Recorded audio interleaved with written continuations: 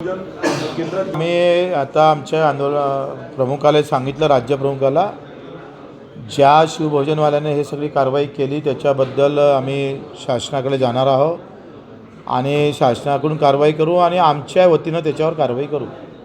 आणि बुलढाणामध्ये देखील बसमध्ये घेतलं दोघांची माझ्याकडे माहिती आली आहे. काय नेमकं आंदोलन आहे, कसं आंदोलन होणार आहे? हिंदू मेंढपाळ बांधवांसाठी हे आंदोलन आहे आणि याच्यामध्ये चराई छत्र नाही, चराईसाठी कुठली जागा उपलब्ध करून दिल्या जात नाही आणि त्याच्यामुळं प्रचंड नुकसान मेंढपाळ बांधवांचं होत राहतं.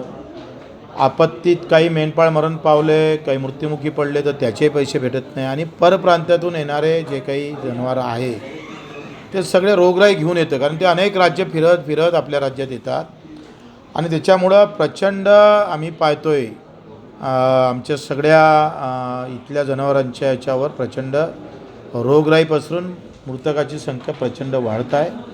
म्हणून मेंढपाळ बांधवासाठी त्यांच्या मागणीनुसार मी हे आंदोलन 7 तारखेला वाडा आंदोलन करणार आहोत. सन्माननीय महादेवरावजी जानकरसुद्धा या आंदोलनात येण्याची शक्यता आहे आणि त्यांनी आग्रह केला की आपल्या नेतृत्वात हे आंदोलन व्हावं, त्याच्यासाठी हे आंदोलन करतो आहे. शेतकरी मुख्यमंत्र्यांनी कर्जमाफी योजना जी आहे ती जाहीर केलेली आहे, मात्र त्यावर तुम्ही काही आक्षेप घेतला आहे.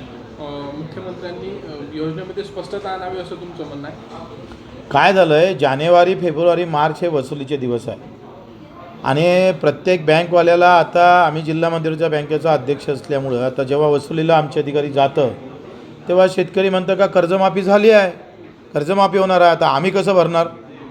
आता कर्ज जर भरल्या गेलं नाही, कर्ज त्यांचं बरोबर आहे शेतकऱ्यांचं.